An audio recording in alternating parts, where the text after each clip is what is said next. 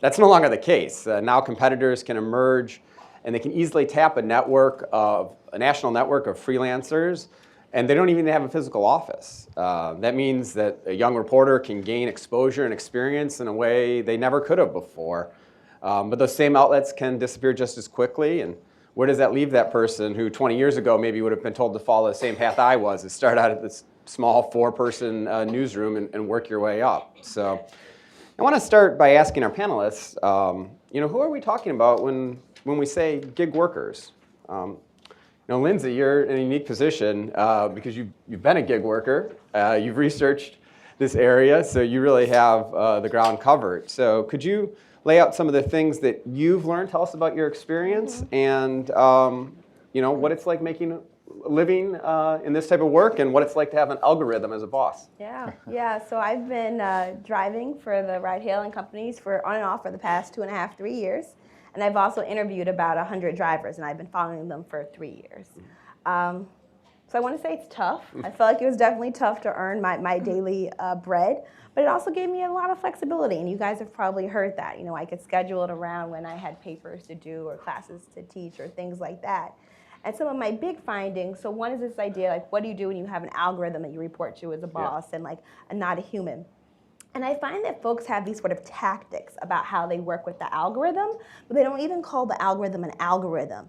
It's the Lyft made me do it, or I was just talking to my app. So there's this anthropomorphizing of the work where you think of it as a person, even though it's actually a platform and actually a bot that is responding to you. And so the tactics people have with the algorithm is, they can sort of just follow it. So if there's a surge going on, they're going to drive to the surge. But then they can also deviate. So some folks think there's a surge going on. That means there's going to be too many cars there. So I'm going to go the other way than the surge is going to tell me. And then most cleverly, the last set of tactics I call sort of feigned acquiescence. It's where people are pretending to do what the algorithm is telling them to do, but they're actually not doing it. So it's, imagine if your boss says, asks you what you're doing, and you say you're working on a report, but really you're on Facebook, or you're about to go out and play some golf or some tennis. And the funniest example actually came up in the night that Trump was inaugurated. And it was a driver that I interviewed here in DC, and he was getting all these ride requests telling him to go down by the White House. And he's like, I don't want to go down there. There's hundreds of cars. It's going to take me forever to pick up somebody, and I'm not going to be able to take them to where they want to go. I'm going to be stuck in gridlock. And so he is driving up 16th Street to try to get away from the White House. But the app keeps on pinging him to go to where the inauguration is at, because this is where all the people want rides. And he doesn't want to hurt his 100% acceptance rating, because high ratings not only keep you active on the platform, but it's like this sense of pride. And so he has these standoffs with customers, that'd be us in the room, where he keeps on accepting rides, but is going further north up 16th Street to Silver Spring, waiting for the customer to cancel the ride. That way his 100% acceptance rating is indeed. So that's a little bit about what happens when you have an algorithm as your boss. Sometimes you listen, sometimes you don't, sometimes you're kind of finding a way around it. And I'd say the other big finding around my work is, why do some people feel empowered and some feel exploited, even though they're doing the exact same type of work? And it's probably, if you've read some of the public press pieces, some folks demonize the gig economy, and some's like, oh, there's flexibility. Now you can work on the beach anytime you want. So both are true. And what I'm finding that's sort of driving how do people do this interpretation, empowered versus exploited, it depends, one, on your career biography, so what type of work you've had before. So if you're a first-generation immigrant to this country and you're sort of expecting to sort of start at the bottom of the ladder and work your way up, and maybe you also did lower skill, lesser paid work in your country of origin, you're more likely to feel empowered. So it's based on career biography and your expectations of the future. It would make you feel more empowered. Now, if you're sort of in the middle, you've maybe always been doing sort of low-skilled work at Walmart or McDonald's, and you're like, nah, this is better. But you're kind of like, all right, neither empowered nor exploited, but you're kind of in the middle. But the folks who tend to feel the most exploited are folks, of course, who have been laid off from more higher-paying manufacturing jobs, or from even sort of pink-collar work, and they're trying to stop downward social mobility. And this is not the way they were expecting their life goals, their American dream to be planned out. And those are the folks who are usually feeling a bit more exploited. Okay. All right, well, thank you. Now I want to turn to Josh. You run a platform for hospitality workers to pick up shifts at restaurants, bars, and hotels. So I'm hoping you can contrast a little bit here. How did you come up with that idea, and what drives your business and workers to use it? Great question. Thank you. From our perspective, it was really driven by choice. The demographic that Hire caters to is one that wants the choice to work where and when they wish, based on the availability in their schedule and based on the skill and the time that they have, which are two assets that we're able to unlock.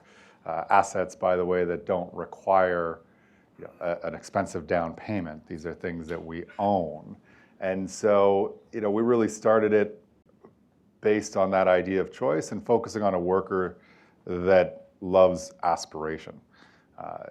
The idea of Hire is born out of wanting to earn extra money, but not so much for the cash, but more about what can that extra cash do for me? How can I aspire to move up a level or two in life by earning a little additional income this month in a hospitality business or a retail business that might need some extra staff because there's an event in town, or it's a big football weekend, or there's just a seasonal spike in retail.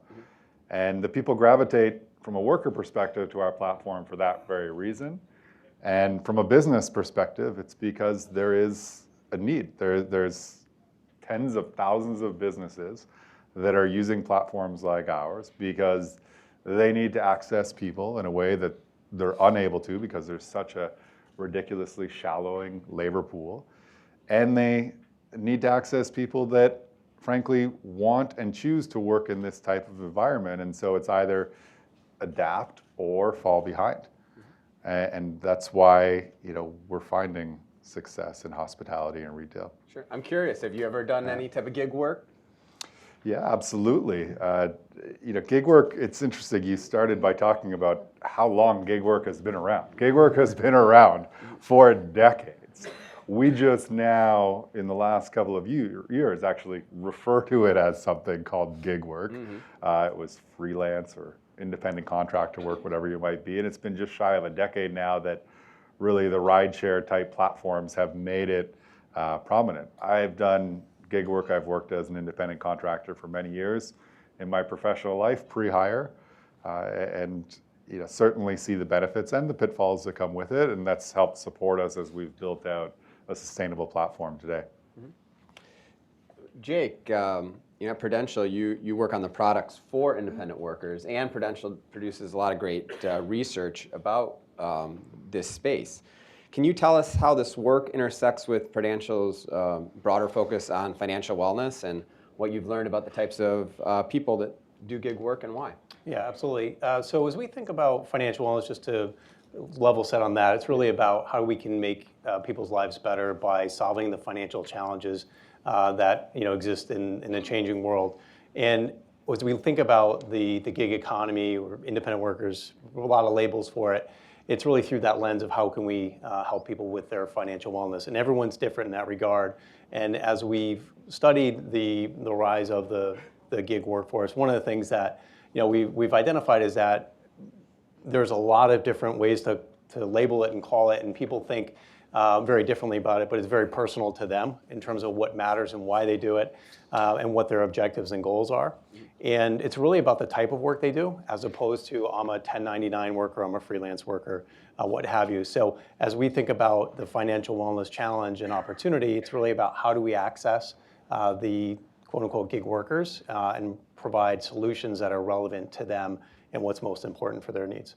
Excellent. Have you ever done gig work? I have. Tell me about it. Consulting. Yeah. So really getting out on my own and being my own boss and generating clients and trying to make it that way. Learn a lot. To Josh's point, it really helps as I'm doing this type of work now. Excellent. And I want to bring in Libby. Your work at the Aspen Institute focuses on portable benefits for workers, and you think a lot about what businesses and policymakers in the field should be thinking about.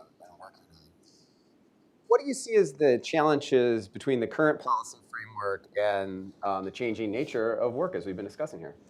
Yeah, I think our work in general focuses on addressing some of the challenges that workers and businesses face as the nature of work has been changing in the United States, and looking at creating economic stability for workers today and tomorrow. And when we take a look at some of the potential policy solutions in this area in particular, we do see independent work being a prevalent form of work in the United States today. And as we explore ways to address that, we're looking at the ways policymakers are responding. And we see that happening in kind of 5 key areas. We see some policymakers responding by trying to address wages and pay in the gig economy, with some important sort of steps taken recently at the city level in both Seattle and New York. Happy to talk a little more about those later. We do see benefits, as Maureen sort of framed in her opening, as an important economic stabilizer for families, and are looking increasingly at ways that we could extend portable, prorated, and universal benefits to workers in the gig economy, and see policymakers in a number of states advancing policy proposals along these lines. Protections, worker protections, including those currently available to W-2 or more traditional workers, like policies around safe workplaces and protection from harassment and discrimination, is another area where policymakers are starting to sort of move things forward. As well as worker organizing is a place where policymakers have begun to explore ways to advance, whether it's new worker organizing models or extending traditional models to new types of workers. And I think that is especially important, as Lindsay was saying, in the context where in the gig economy, you do not necessarily have a human as your boss, where you're working for an algorithm. Organizing may be particularly compelling as a solution. And finally, there are policymakers coming from a variety of different perspectives who are looking at classification, worker classification, and will frequently sort of talk about quality as they look to shift the line in the sand between employees and independent contractors, with potentially a different definition of quality. So some may be thinking about increasing flexibility as being an attribute of quality, and others may be thinking about increasing stability as an attribute of quality. But we do see sort of policy responses in those few areas. And I would just say, overarching, there are a couple broad challenges. One is just that the policy framework in which work exists today didn't necessarily contemplate the existence of the types of business models we see today. So I think that is just a basic challenge which policymakers are struggling with and looking to sort of address and close that gap. And the other piece is, I think this speaks to the nature of Hire's business model, but we do see a range of supplementary earning strategies in the workforce today.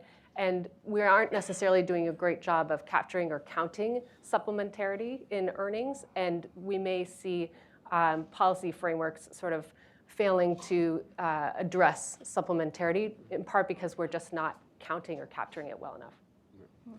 I want to kind of stick with this idea of whether gig work is a potential source of stability by evening things out for workers, or if it's a destabilizing force, or it's probably both, right? So Josh, please tell us, what have you learned about the challenges workers face in the industry where you operate in terms of managing their financial lives, and what draws workers to the Hire platform?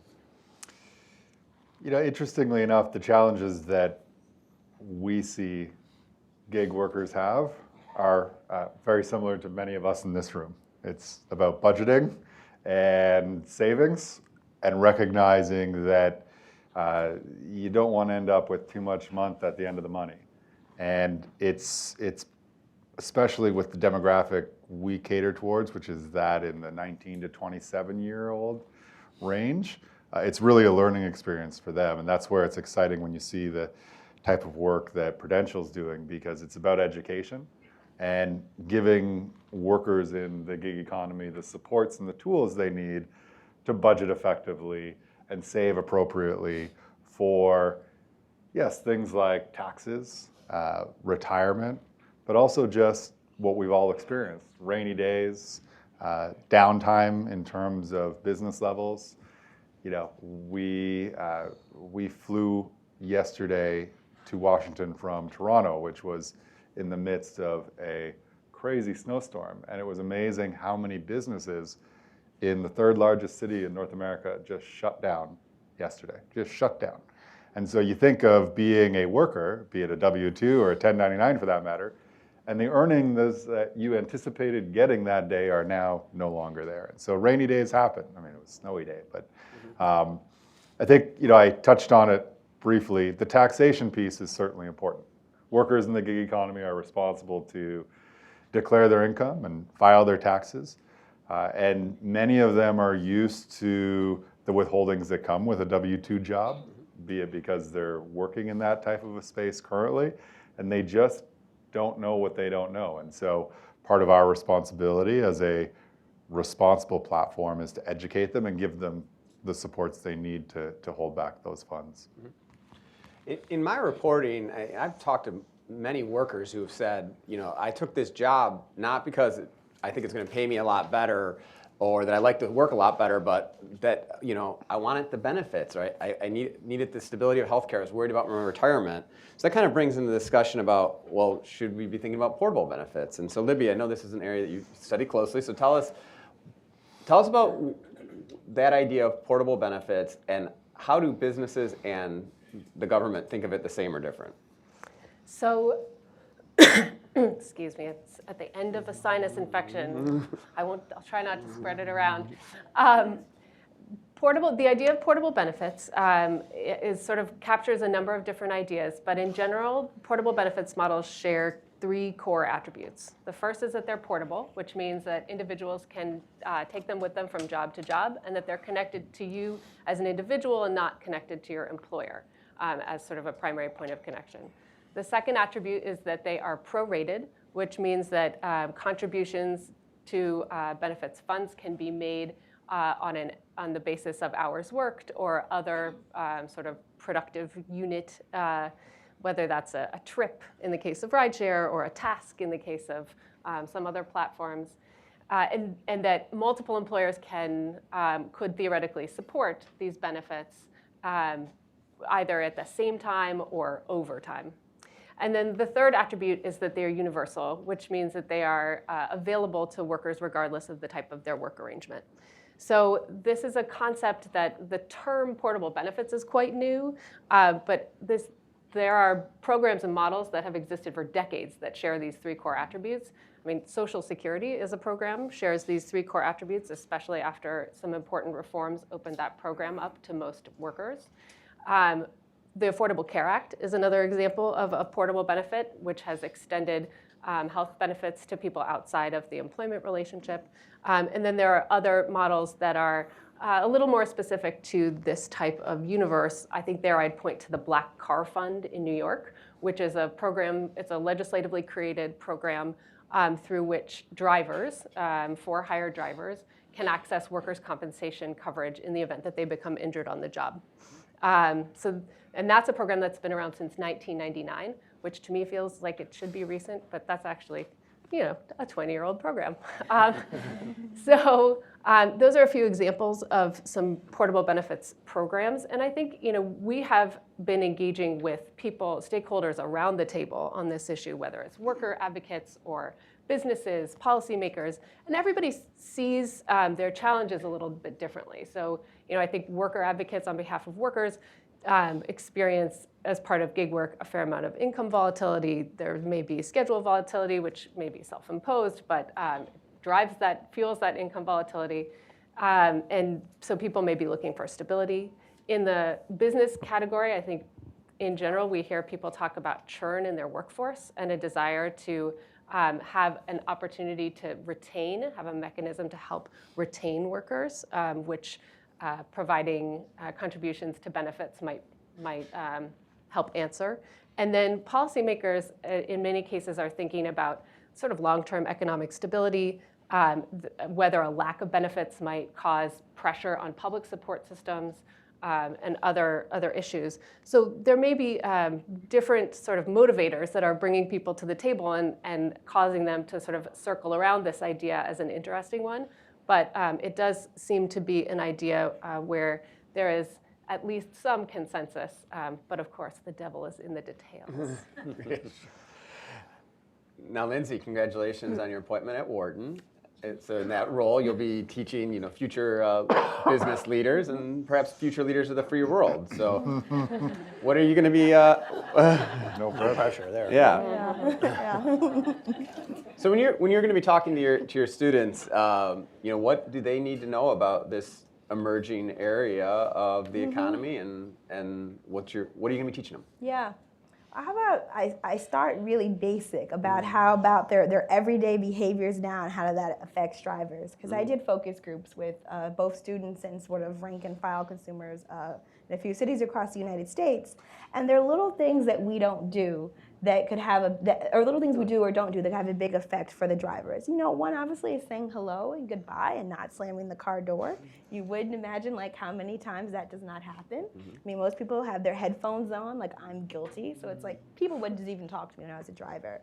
So I'd encourage students to do that, to keep their music at a reasonable volume, to not flirt with the drivers because it puts them in an awkward situation, to not try to buy drugs from their drivers. That also creates very awkward situations. God, that happens a lot. Can you tell me where's the best place to get XYZ? I have no idea. And then lastly, students tend to ask their driver to do things that puts it. So I'll give you the examples of if you have 5 students that want to go to some party across town and they all want to get into the car, but they're not 5 seatbelts. And so they're really sort of pushing the driver to get in that 5th person because they don't want to get a second car. And that puts the driver in a difficult situation because so many of them some of them can say no to the groups of students, but then they'll get dinged on the ratings, or the students will sort of make complaints that will get the driver in trouble, that the complaints aren't true, but they're upset that they're not getting what they want. But then the driver, what if he acquiesces and puts all the people in the car and then they're in an accident? There's so many sort of trickle-down effects or sort of snowstorms. So I would just ask students to be wise in sort of their everyday sort of consumption of these. Sure. Yeah. And as these students, aspire to become managers, how do you think, they, in 2019 will be thinking about how the gig work might relate to their maybe traditional business as opposed to, someone maybe 10 years ago that wouldn't even have considered that? Well, do you think is the mainstream business now thinking about how they should be engaging in gig work or with gig workers differently than they may have in the past? Maybe so. This definitely feels to be something that's on everybody's mind. So many times we talk about Uber and Lyft and Juno as if they are the gig economy, and sort of we were talking before how there's so many other companies that make up gig work. But it seems like ride sharing, maybe because it got there, or ride hailing got there first because for whatever reason it just sort of punches above its weight in how the size is. But I think some of the things I'd like us to be in conversation about is folks are sort of being good consumers of these, is that so much of this talks about this type of work as supplemental income. You've got a full-time job and now you've got this gig plus and you're earning extra money. Right. But in most of the drivers I talk to, that extra money is not to go to Hawaii. It's to pay child support, it's to pay utilities, it's to buy medicines or their kids' summer camp. So this is actually money that they're dependent on. So I feel like by calling it supplemental so casually, we're diminishing this type of work and how important it is. And if you look at the folks, I'll stick with the ride-sharing industry because it's what I know the best. Most drivers, it looks like sort of consistent from all the surveys, are doing this for some sort of extra income. So they are multiple gigs or a full-time job. But if you look at the majority of work that's actually being done on the platform, it's by folks who are doing this for a full-time job. So it needs to be really careful as you're sort of balancing this conversation and not to have one voice outshine the other, because even though most of them are doing it for this additional income that they're dependent on, the majority of the work is by folks who are doing this, full-time or full-time hours plus. So the last, advice I'd give to my students is to tip and tip well. Definitely good advice. Yeah, I think it'll be so interesting to see as businesses progress on how, there's sort of an always-on culture in a lot of businesses, and if when you're not working or not at the work, if you're doing gig driving or you're at a restaurant, can you still be engaged, with your other job, and how will that affect as we move into a service culture, a more service-focused industry. It's less 9 to 5, I think, for a lot of people. Now, Jake, I want to ask you, about the products that Prudential is working on, and how do these products that you might market towards gig workers differ from your traditional work? Yeah, I think there's a couple things. Again, as we think about financial wellness, and a main part of our business is in the workplace, so delivering traditional benefits like disability or life insurance or retirement solutions to employers who make those programs available to their employees. We need to think differently. It starts with really understanding the individuals that fall in the, again, gig work in quotes category, and what are the things that are most important to them. So I'll give you an example of something that we launched recently, which we call Covered. As we did in-depth interviews with this population, one of the things that, and Josh mentioned it, that we found was a main pain point was just saving for taxes.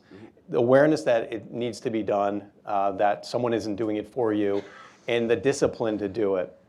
Similarly with time off, time between gigs, smoothing the income.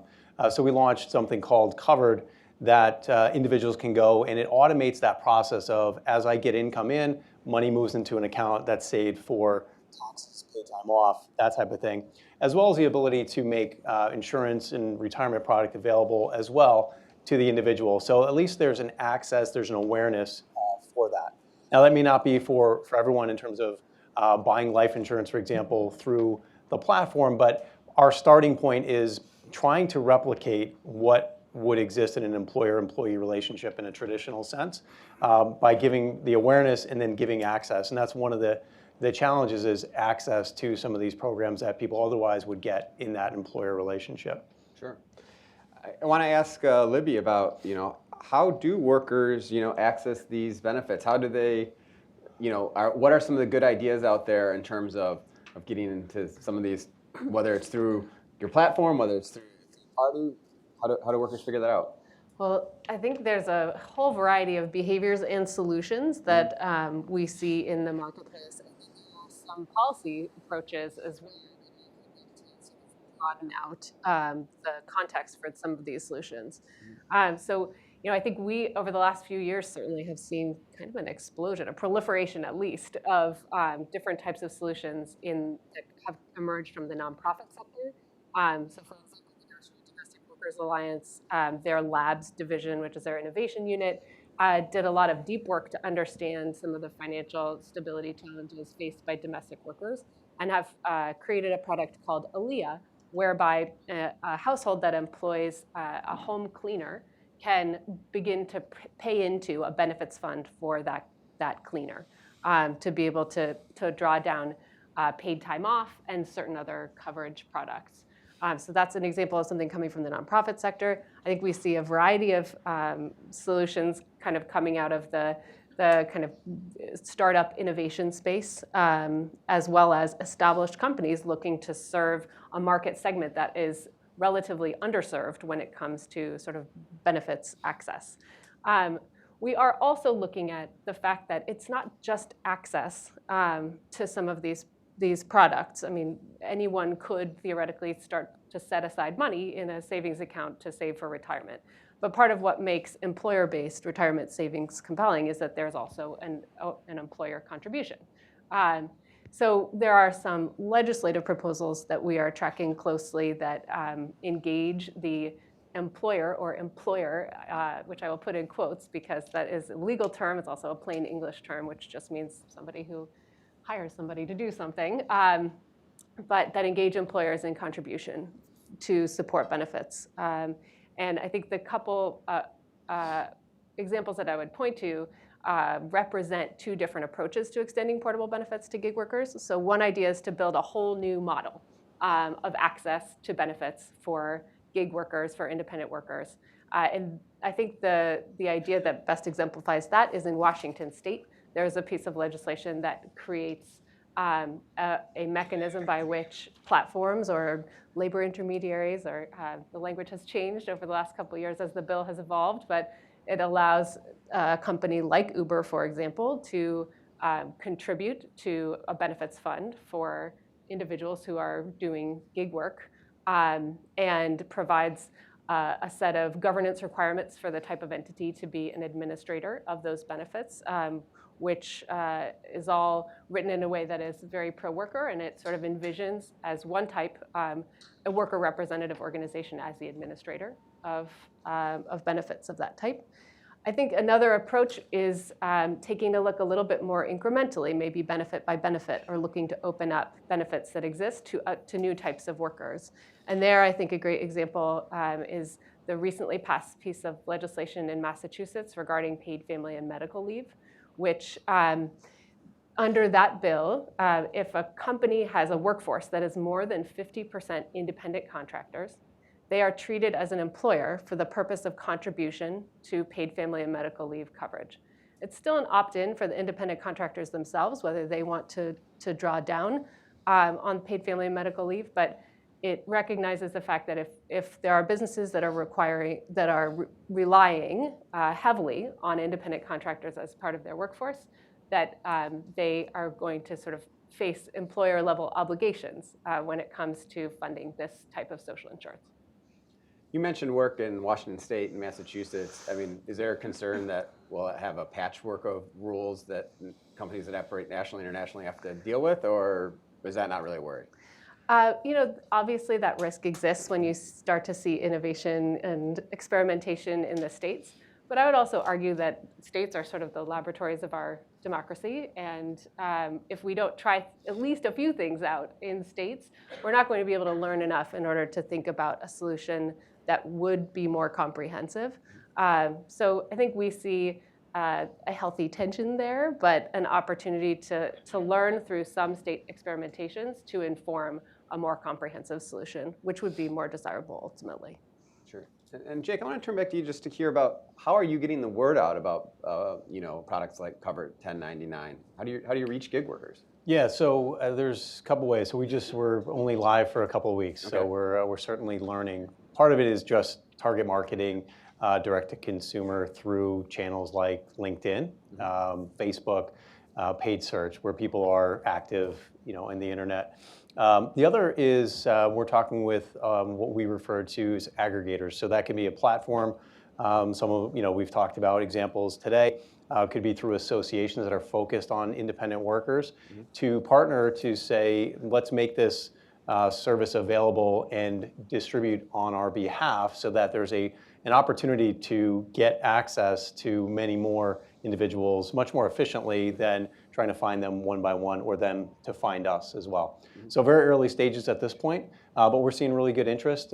We do think it's meeting a need, and the feedback we've gotten thus far is it is doing that, but still a lot of work to be done. Okay. And Josh, I want to hear more specifically about what types of benefits are available through the Hire platform, and how do you get the word out among the people that are working under that platform?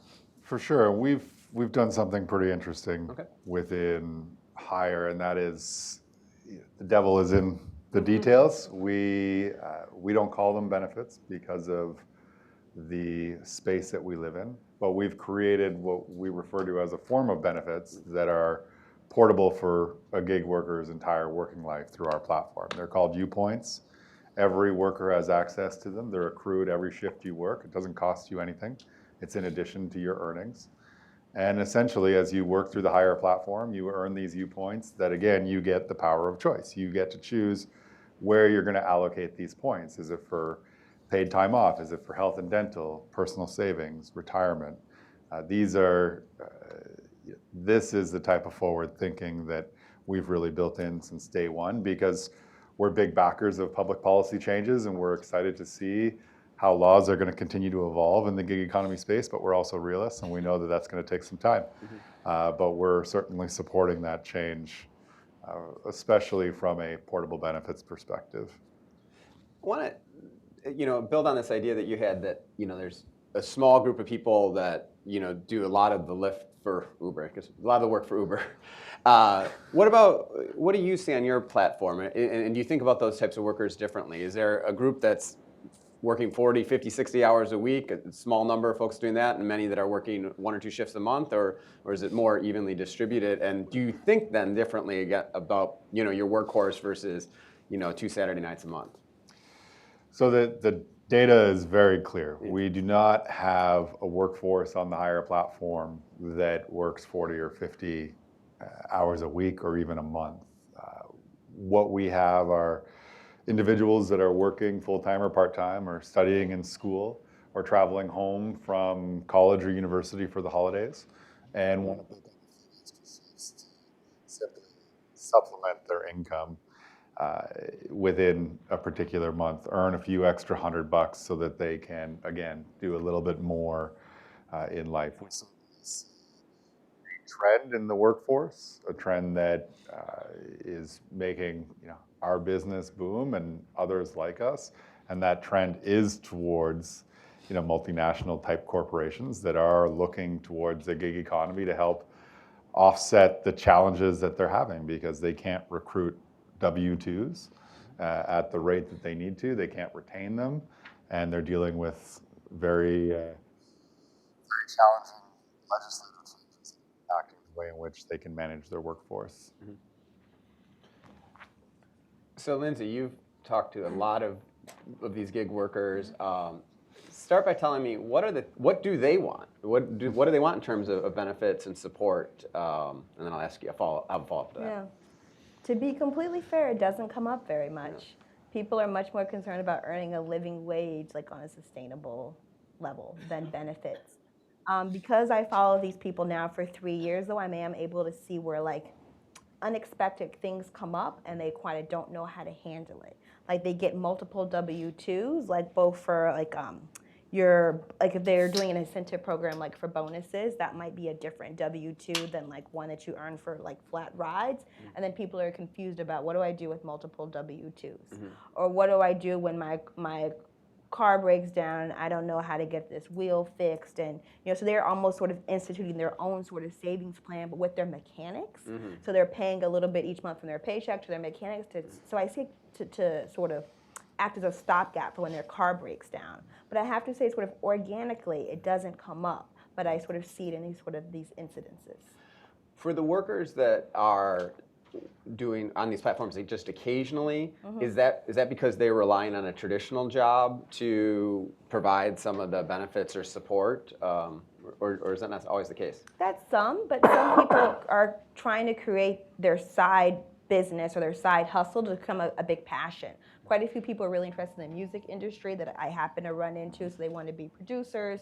And so this allows them to sort of develop whatever their side business is to a full one while also driving. But then some have, regular sort of W-2 jobs.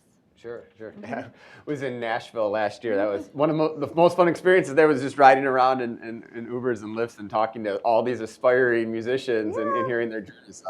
I did enjoy that. So what degree do you see that gig workers, are hearing about, whether there's some programs that may be offered through places like Prudential, programs that might be offered through mm-hmm. the states, even do they know how to access Obamacare, things like that already exist? So I also want to, before I give the answer, I want to point out there's sort of almost like two different populations of riders or drivers. There are folks that you read about that are really active on the web forums like Reddit or Facebook, and these folks tend to be more digital savvy. Mm-hmm. So they're going to know about all these programs and platforms, and they're having really engaging conversations.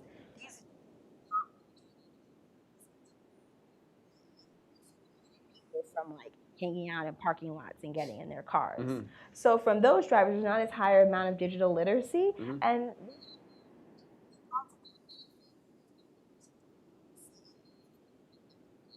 they're just trying to work and make their money. So mm-hmm. it's not like those questions aren't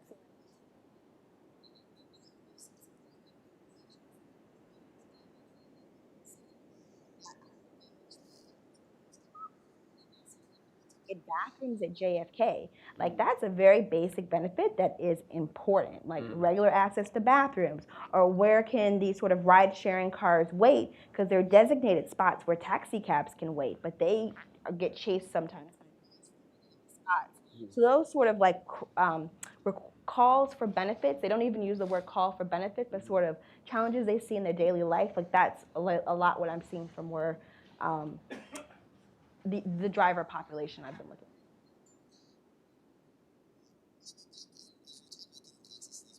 One of the the topics that's really popular, at least at the state and city level, is, should there be, mandatory sick leave policies? How does a sick leave policy work?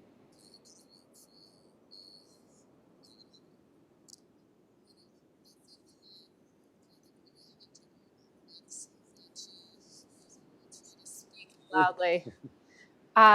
You know, sick leave is one of the areas in which we've actually seen a relatively substantial increase over time in sick leave available to workers of all kinds in the United States. It's sort of an encouraging trend.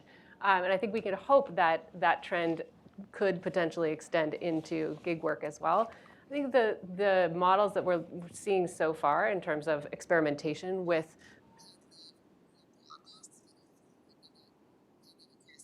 need types is looking at basically saving up to cover the cost of missed earnings on a day of work.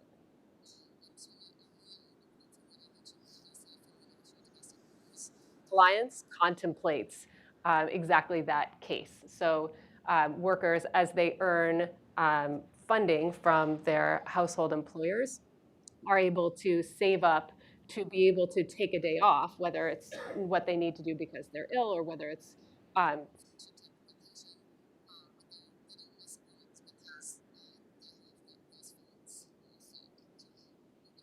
savings mechanism more broadly may be a solution, at least in a bridge context between here and having any kind of more firm policy around sick leave for gig workers. Jake, I mentioned a little bit that Prudential has done a lot of work, and I know you've been involved in different research on, gig workers. And I was wondering if you could kind of point to us any particular indicators of change in financial wellness that you'd be watching for among folks in this space. Yeah, good question. I think first and foremost, we're trying to tackle awareness and then access to some of the things I described earlier. So part of that is as we start to engage with individuals, seeing what's working and what's not, understanding are we hitting on an important need, and then from that understanding why or why not. And I think that's really important for us is to start to bolster the research that we've done and will continue to do with practical products and solutions.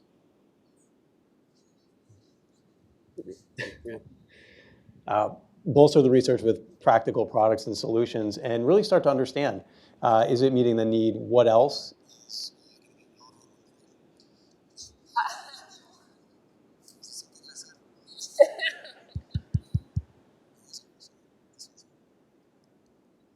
Let's switch back. Check, check, check. Okay. I think, okay, let's go. Try with that one. I'll hold this. How's this? There you go. All right.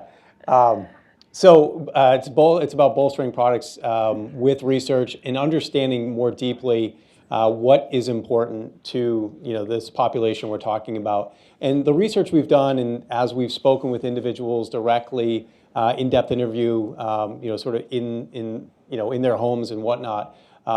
Everyone's different. Everyone's coming at it from a different perspective. You've talked to one gig worker, you've talked to one gig worker. So it's really about understanding the needs and prioritizing, and then continuing to really study and understand what's making an impact and what's not. So we've got a lot of work that will get us there, and we're very eager to understand what's working, what's not, where do we go next. And I think there's a lot of opportunity to tackle this more broadly. Sure.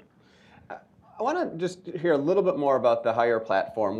Where do you operate in terms of cities, and are you only in restaurants? So tell us a little bit more about the platform in general. You bet. We're operational across the U.S. and Canada and multiple markets. So in the U.S., we're in New York City, where our business is based.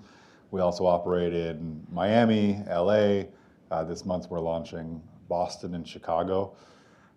L.A., interestingly, as we were talking about the type of worker, we have a strong acting community in the LA market that loves the Hire platform, and the businesses love Hire because they now get access to people that are more reliable, because they would typically get a lot of people calling off and no showing for shifts. So the demographic of each market is quite different.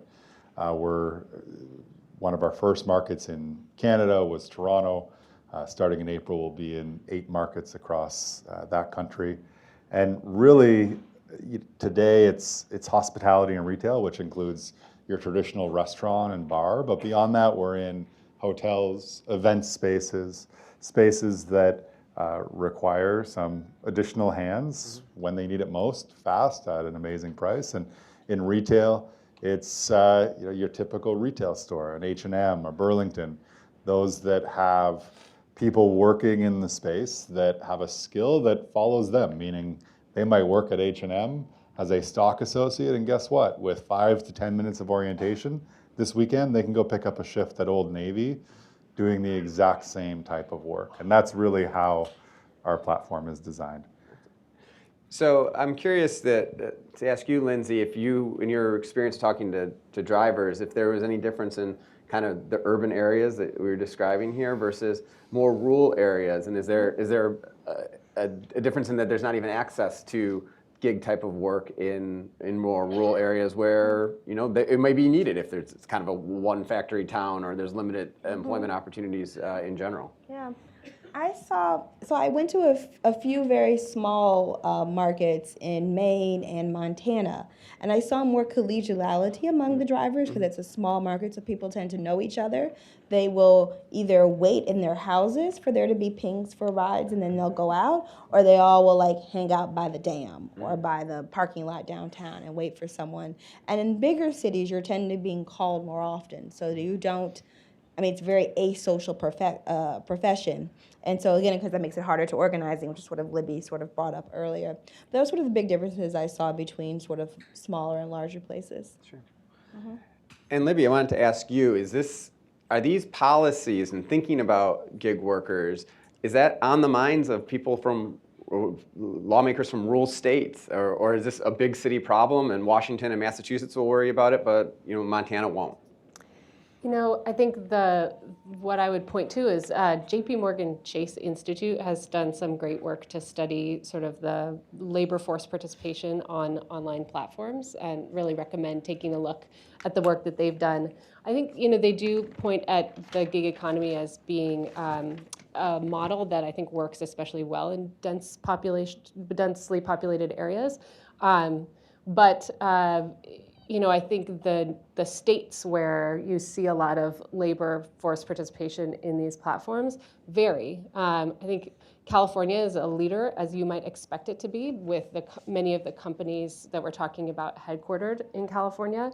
But Georgia is one of the top states with labor force participation, and that may be centered around the Atlanta metro area, but I expect that just the sort of prevalence of it in Atlanta probably means that there is some good spread across the state.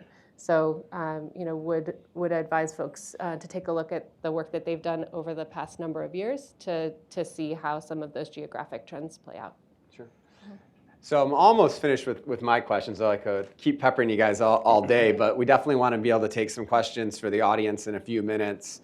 Audience members should think of your questions and feel free to tweet your questions using the hashtag #TalkGoodJobs. But before we do that, I want to ask the panelists, one more sort of lightning round question. Let's move across. So, everyone in the audience is a consumer and a voter.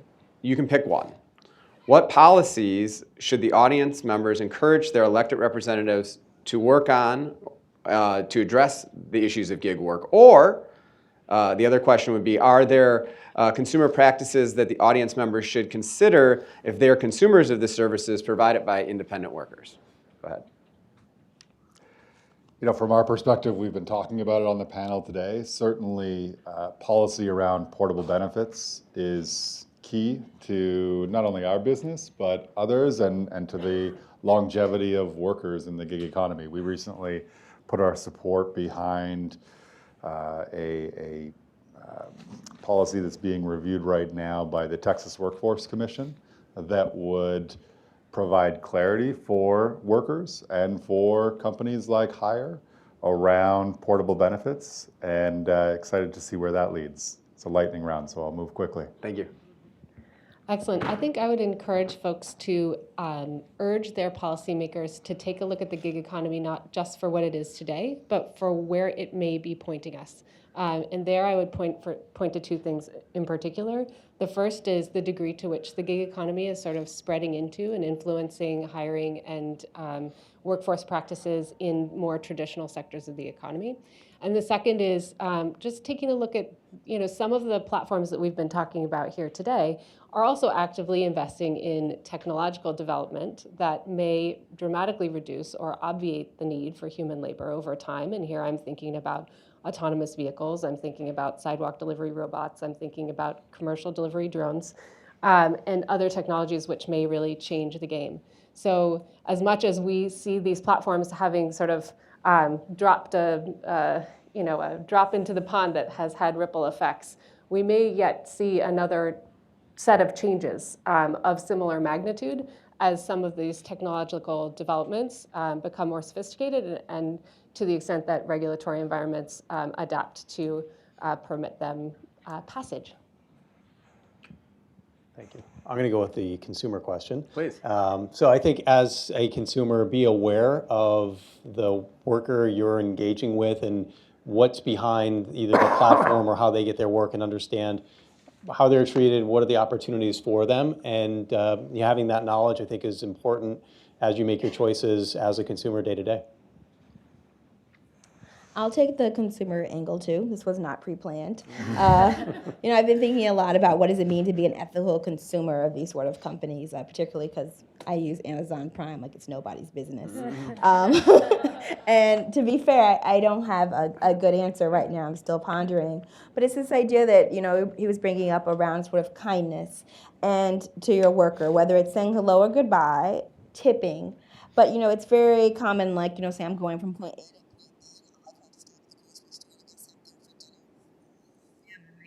Is this working? Here. Let's swap. Cool. So I'm going from point A to point B, and I'll stop at the grocery store. All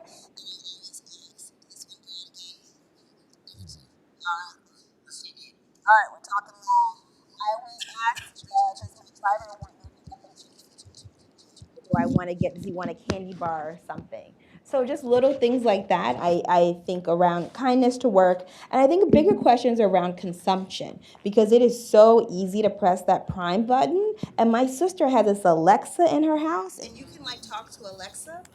And I'm allergic, they don't like me. Check.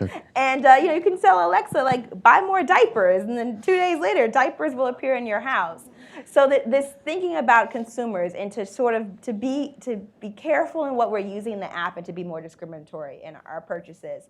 I mean, it can be as simple as sort of bundling all your Prime purchases for 1 day a week, so you're spending less on shipping and or you're not actually spending more, but there's less environmental impact. So ideas like that is sort of what I'm floating around, and what does it mean to be ethical in this workspace?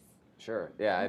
The Labor Department had some data out last year that showed that only about 1% of the U.S. workforce is using sort of these online platforms to access work, and I think that just shows you this is such the tip of the iceberg. We kind of maybe are getting to the point where we're feeling that Uber and Lyft are very established, and places like Hire are coming on, but really this is only potentially the start, and so I do think it'll be something that policymakers will have to be thinking about a lot more. And I think, though, even though it's only 1% of the U.S. workforce, it's the policy implications of this type of work have an effect that's much larger than the number of people that it employs, and that's why, we're up here talking about it. Yeah, absolutely. All right, well, I want to hear from everyone else. If you have questions, are we passing the mic around? Okay.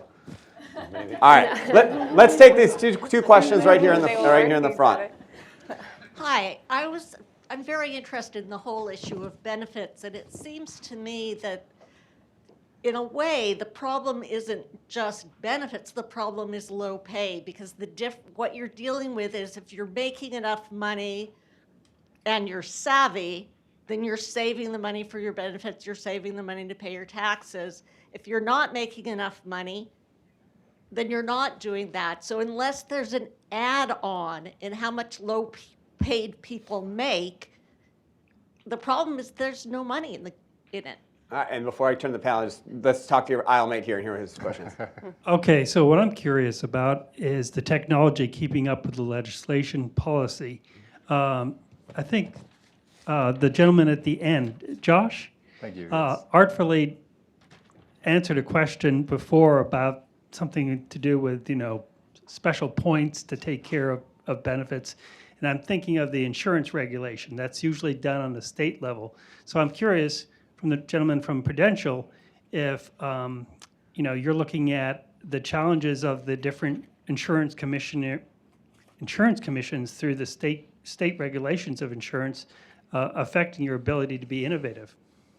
All right, so we have a question on, it's the technology ahead of the benefits, and a question on is, are we putting the cart before the horse here on focusing on benefits and not talking about pay? So let's just move quickly and get ideas. Let's start with Josh.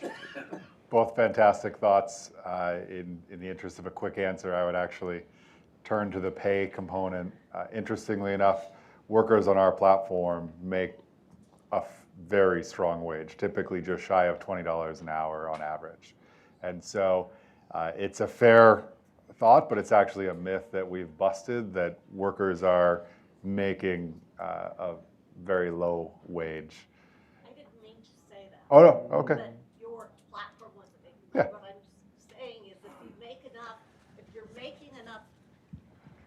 you're making enough money to save for it, the only difference is, are you putting the burden on the person getting the money to save, or are you putting the burden on the platform? So if you're not, it's how much money are you making, and first, and then do you make it whose responsibility to put that money somewhere?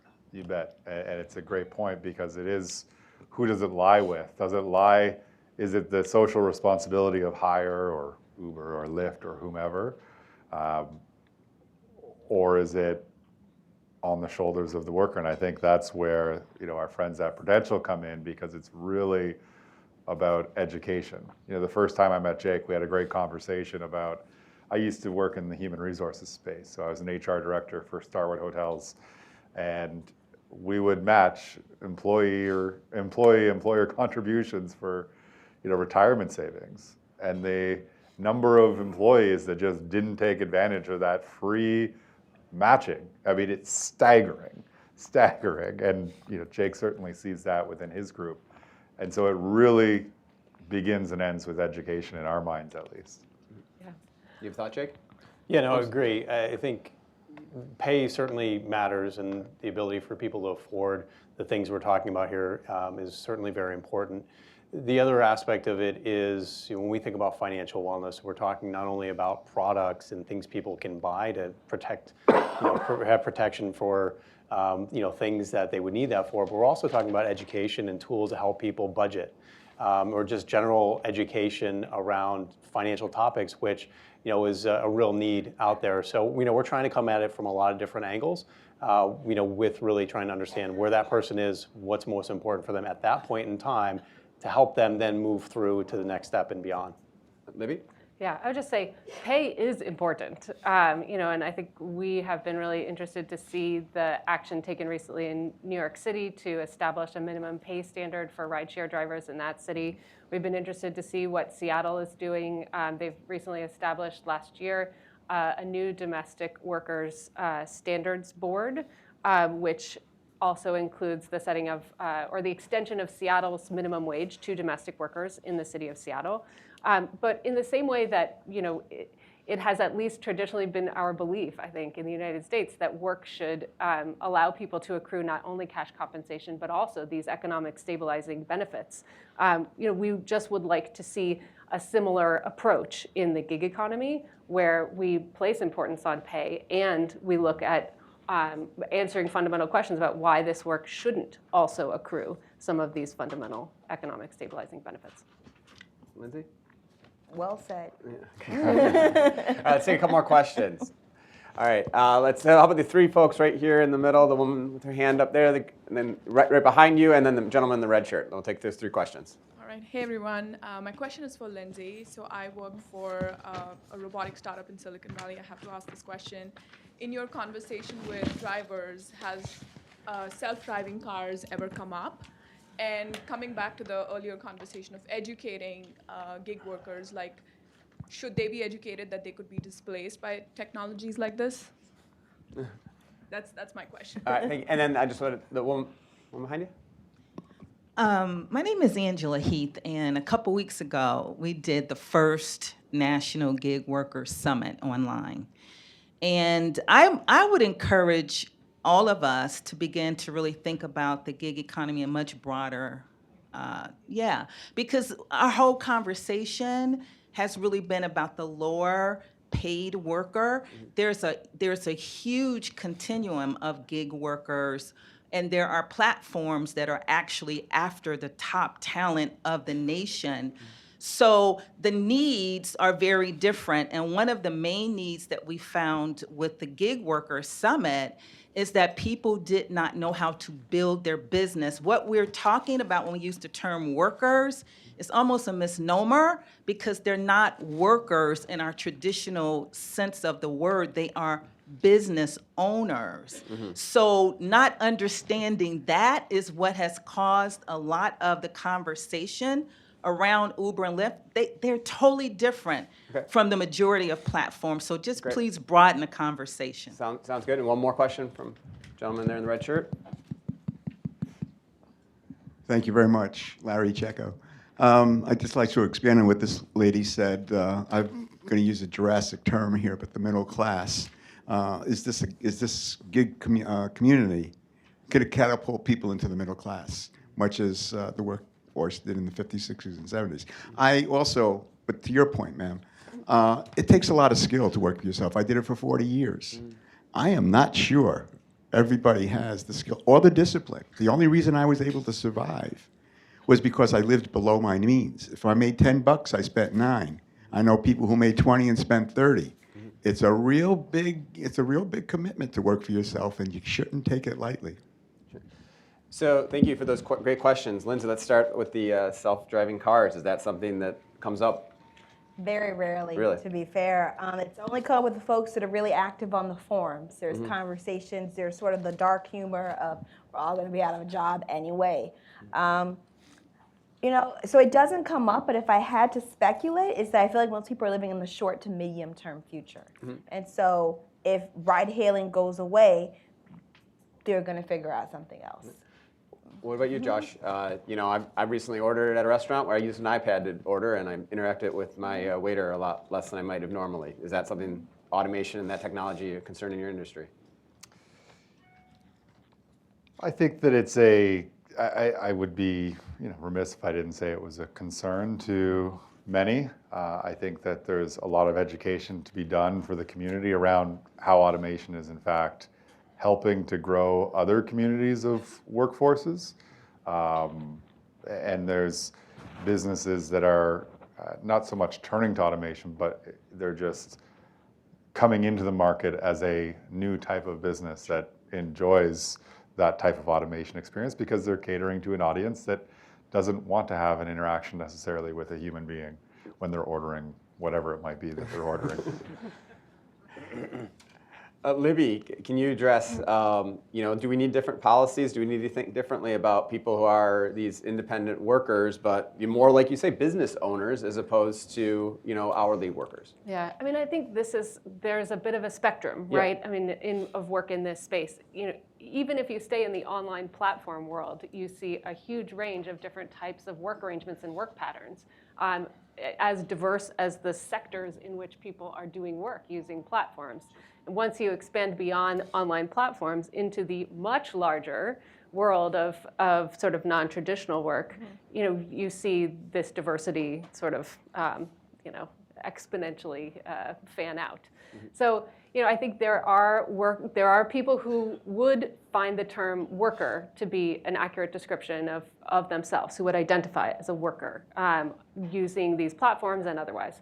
There are also people who use platforms to find work who are incorporated as small businesses, who are solo entrepreneurs, or who are legitimate small businesses with multiple employees. So there is a huge range here, and to paint the whole even the whole online platform economy with a single brush would be missing a lot of the sort of shades of gray or colors of the rainbow. Jake, do you see different strategies to the small business owner that uses these platforms versus maybe an Uber driver type? Yeah, no, I think when I said earlier, you've talked to one, right? As we think about designing products and solutions and how we would access, it's really about understanding, as best you can, how do those segments come together and what's most relevant for segment 1 versus segment 5. And to the point of the comment, it's very broad. So it's really important when you're designing products, services, marketing, whatever the case may be, to understand what is the focus, who you're going after, and why, and what's, again, most relevant there. Mm-hmm. Do you see one group as a bigger opportunity than another, as opposed to the people that are operating on essentially a small business versus the rank and file? Yeah, no, right now we're looking at it broadly, and we think there's opportunity to serve a need across all of those different segments at this point. And that, again, part of what we continue to research, and as we learn from some of the products and services we've launched, and we'll learn more from that. I do want to go back. We missed one of the questions about regulatory, the second question. So I think very important as we think about it, from an insurance perspective or from a retirement perspective, we have regulators, federal, state, municipal, et cetera. So we've got to work within the frameworks that exist today, currently, but also engage in a dialogue with the various stakeholders to address this. I think Libby made a point earlier. We've been working with Aspen on portable retirement benefits and things like that. So it takes a lot of stakeholders coming together to start to identify and address the needs and put forth solutions that can address it. It doesn't change quickly, and it's very complicated, but I think it's really sort of all the parties coming together to start the conversation. I know that's happening, and it's something that we're very engaged with, and I know many others in the room are as well. Lindsay, do you see gig work as a pathway to the middle class or destroying middle class opportunities? I think it's sort of like you're saying, if you're talking to one person, it's one person's story. I've seen in my data that people have used it both ways. They've stopped working the gas station shift, which had terrible hours. Maybe they were actually having to pay a middleman to work at the gas station. And, working for these ride-hailing companies or having them move up. And I have folks that are using it as a stopgap after they sort of have lost more secretarial work. And so it's trying to keep them in the middle class, but they really are downwardly mobile. Sure. What do you think on that, Libby? I sort of come back to this question. It connects back to the question about automation as well, because it seems as though there are many people within the gig economy who are using gig platform work as a stepping stone, or they view it. They believe that they are using it as a stepping stone, and to that extent, I think there are some interesting programs that are trying to come behind and help people think about how their gig work can ladder into the traditional economy. Sama School, which is an organization based in San Francisco, is doing some interesting work, I think, here. But whether that is actually the case, whether people actually are using, in practice, gig economy work to ladder into a job that has more of the quality attributes that we might appreciate, I think remains to be seen. Yeah, and the ride-hailing industry may not be the right industry to sort of look at that question. There may be platforms like Hire or Upwork where you can better get at that question. Like, we do talk about these ride-hailing platforms. They are the gig economy, and indeed they're not. And sort of I've been sort of thinking over your comments about this sort of the spectrum of workers, from gig workers all the way to sole proprietors and entrepreneurship. And all these workers are different, and I see them as an academic sort of like distinct categories to look at. But things that might unite them is this core idea of flexibility. People having ownership of their schedule and maybe ownership of where they work and the location. So yeah, that's me saying I think there's a lot of differences in the types of people who are doing gig contracting work, but this autonomy seems to be the coherent thread. Let's go over to this side of the room. I see. All right. I'm going to read a couple questions from Twitter that have been sent in. Oh, thank you. Sure. So 3 quick questions. The first is, what can you say particularly about the needs and issues for gig workers who are 50 plus? The second is, the film industry uses labor unions to protect workers who may be freelancers or independent workers. Is there a space for labor unions to get involved in this work as well? And the last is, specifically to Josh, how does a platform like hire, train, and or vet workers before shifts? And similarly, how do you vet shift opportunities before you post on your platform? All right, well, the one directed to Josh will start there. The question being, how Train, does the how do you train or platform vet? handle training and vetting?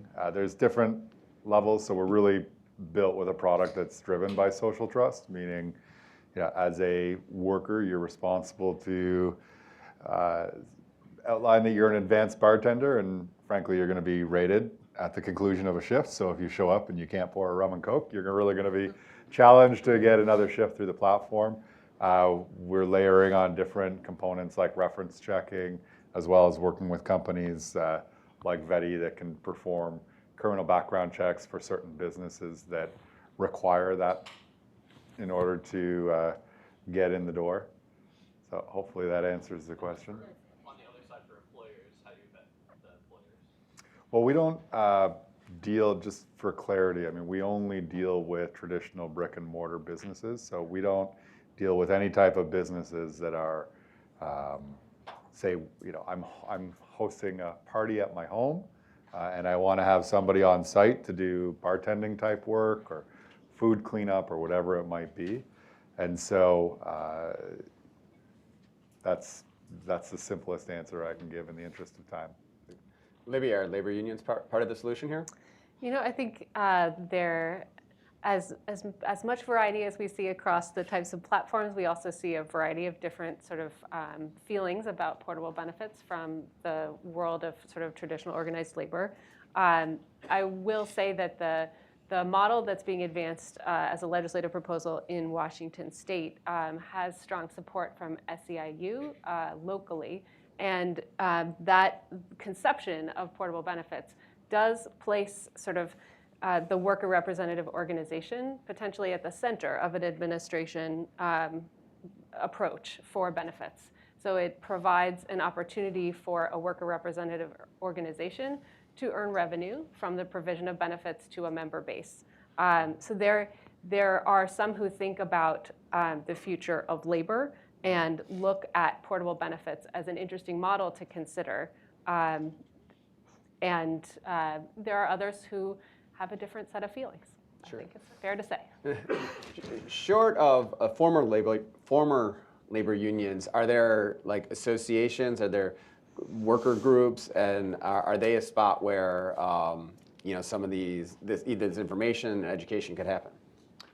Yeah, so one I'm familiar with, which just launched back in November, is IPSE, IPSE, which is Independent Professional Self-Employed. It's an association that is really focused on advocacy for independent workers, as well as the procurement of some of the benefits we've been talking about today. So that when someone joins as a member, they're automatically getting access to life insurance, for example, and some other benefits. So again, trying to replicate as close to it as you can that traditional employer-employee relationship. And there are others that are out there, and I think it's a space where there's a lot of interest, where somebody can step into sort of a quasi role of an employer, but be aware of all the things that come into play with that. Sure. Lindsay, is there space for 50-plus workers in the gig economy? Yeah, so I'll address both the 50-plus question, but also what you were getting at are these informal organizations. And you see a lot in the online space, very informally supporting drivers. There's a really popular blog that's run by Harry, the ride-sharing guy. And, he posts almost every day, but there's like, are you earning the money that you're supposed to be earning, ways to sort of increase tip amounts, how to, giving advice about how to put car seats in your car, like very practical information that folks need. And then also on the Facebook groups, there's back and forth where sometimes drivers can notice there being problems in the apps, like people are not being paid enough when there's like a new incentive policy that's putting on, and folks sort of talk about that before in these informal groups. And then New York City has a drivers guild that's done a really great job. I sort of talked about sort of how they're having the porta potties at JFK, and they've helped lobby for the higher wage. So you're seeing these sort of informal organizing mechanisms coming up. For the workers that are 50 plus, honestly, I feel like this is a really good thing. Mm-hmm. I was drawn to this work probably because my mother lost her job in her, I think it was her early to mid 50s, and it was a traditional W-2 job, and she ended up doing gig work for 5 to 6 years to sort of make ends meet. And I mean, it can be there's research that backs up for groups that are marginalized for whatever reason you want to call, whether it's sexual orientation or a disability or a mental illness. Sort of these sort of jobs can help you teach skills or allow you to sort of gain work that you may not have been able to access otherwise. Great. Did we have a couple more from Twitter, and then I want to grab just one more from us?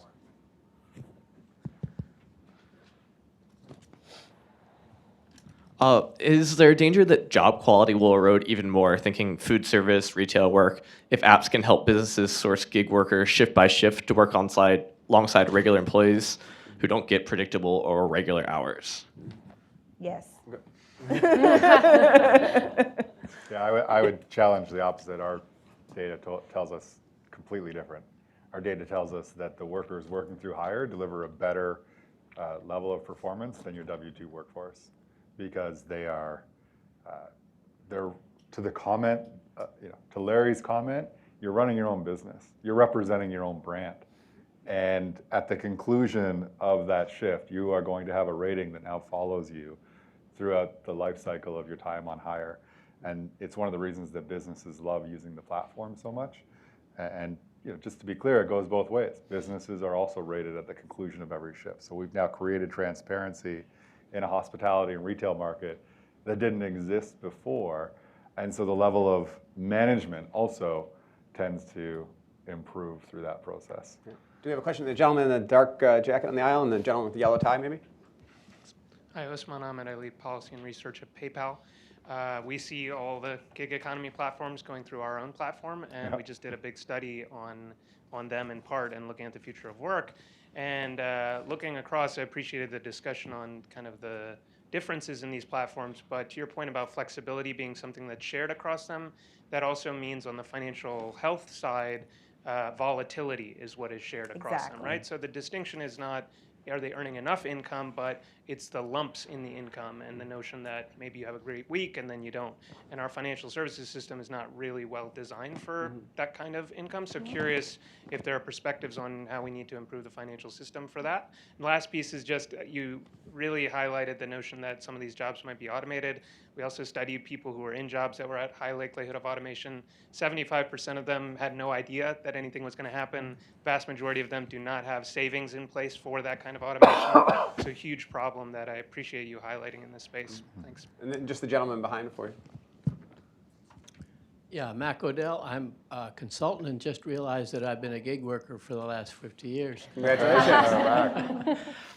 You mentioned something. You mentioned passing Upwork. You got Hire. You mentioned the black card drivers, the domestic workers, Aliyah.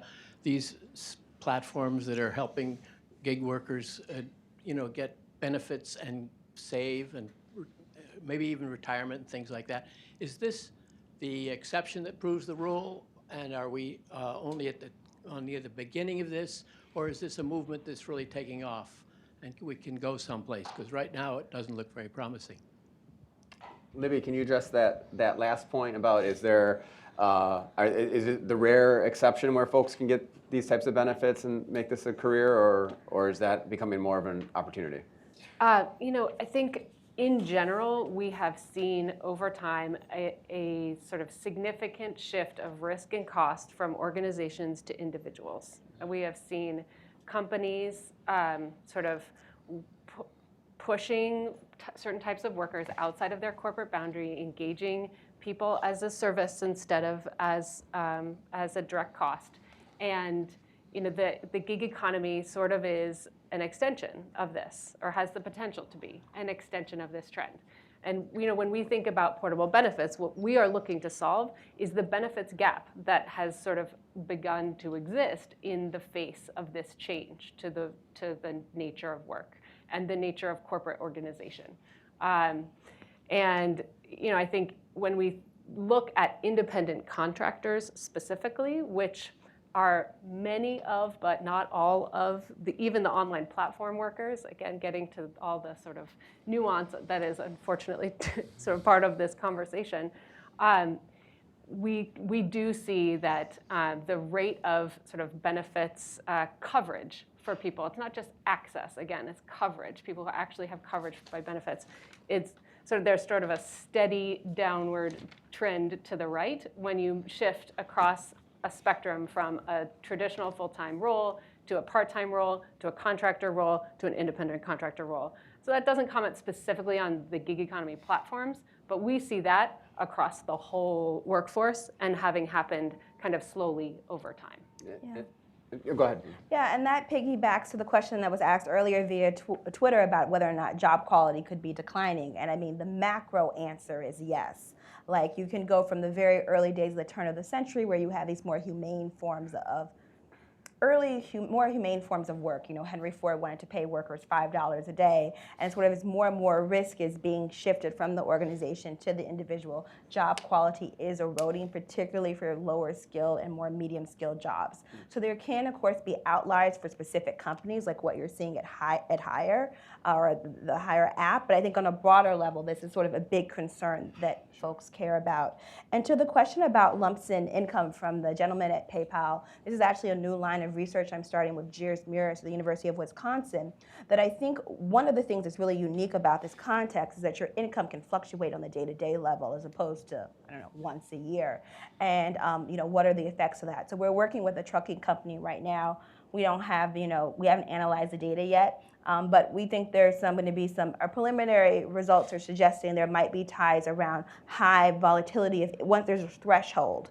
And if your income is below this threshold, and there's volatility, there are going to be effects for performance, well-being, work-friendly conflict. But once we hit this threshold, which might be industry-specific, we're trying to think about that, then you're going to see less of these effects. And ideally, we'd like to partner with organizations about can there be ways like rainy day funds that can sort of minimize this volatility on the week-to-week level. And to wrap up with Jake, how do you design financial products for folks that, you know, month-to-month, week-to-week, very different income?